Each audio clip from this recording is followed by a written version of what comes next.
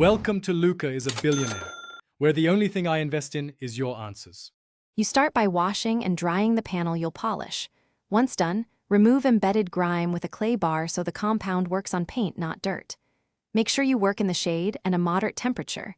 Extreme heat ruins polish. Attach the appropriate pad, cutting for swirls and oxidation, finishing for light enhancement.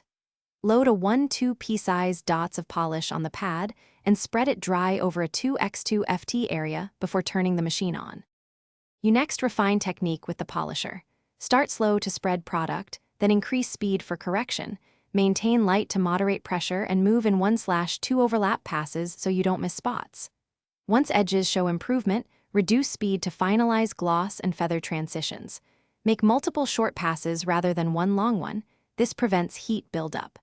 After polishing the 2x2 area, wipe with a clean microfiber. Then inspect at different angles. To confirm, you finish by applying a finishing polish or glaze to uniform the surface. Then protect the result with wax or a paint sealant. Apply within 24 hours for best bond. Buff each panel with a fresh microfiber to maximize gloss and remove any haze. If you see holograms or new swirls, don't panic. Rework affected areas with a soft finishing pad at lower speed and lighter pressure, then reapply sealant. Make sure to clean pads regularly to avoid reintroducing defects. Thanks for watching and please subscribe. It's the best investment you'll ever make.